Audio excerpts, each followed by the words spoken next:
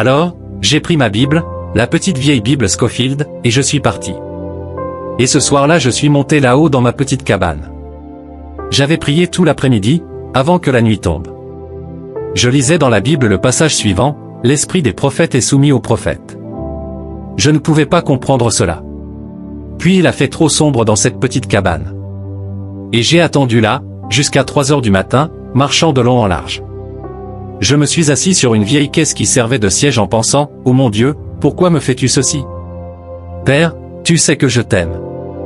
Et je ne veux pas être possédé du diable.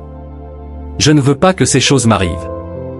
Mon Dieu, je t'en prie, que ces choses ne m'arrivent plus. » Et alors que j'étais assis, j'ai vu une lumière trembloter dans la pièce. J'ai pensé que quelqu'un arrivait avec une lampe de poche.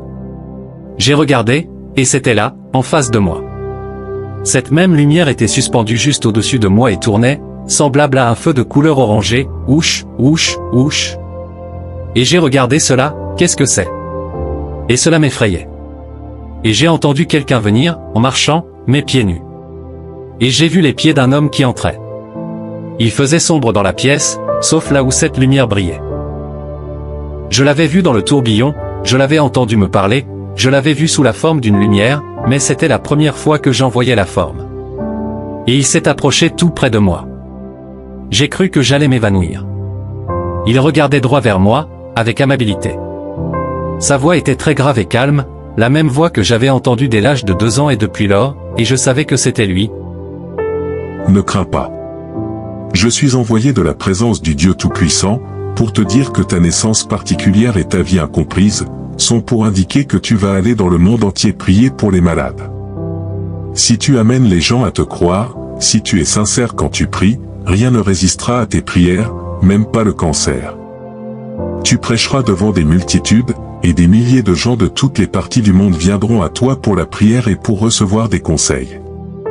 Tu prieras pour des rois, des autorités et des puissants.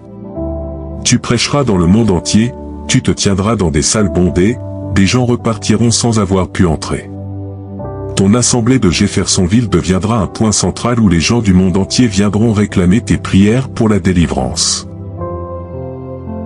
J'ai compris qu'il n'était pas mon ennemi, mais mon ami. Je ne suis qu'un pauvre homme, vivant au milieu de pauvres gens.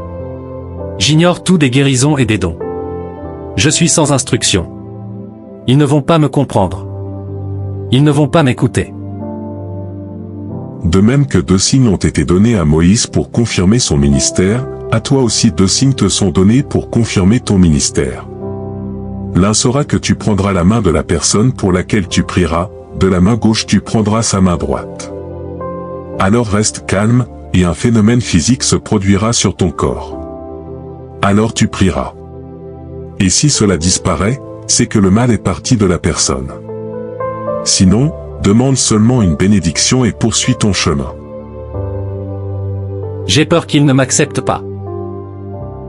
La chose suivante sera que s'ils n'écoutent pas ceci, alors ils écouteront cela, alors tu connaîtras les secrets même de leur cœur. Cela, ils l'écouteront. Les pasteurs m'ont dit que ces choses qui m'arrivaient étaient fausses. Tu es né dans ce monde dans ce but. C'est vrai. Crier et danser ne signifie pas que vous connaissez quelque chose de l'esprit. Ce dont vous avez besoin, c'est d'un contact personnel, face à face. C'est ce genre d'église que Dieu va ressusciter, quand ils seront unis en puissance dans l'esprit.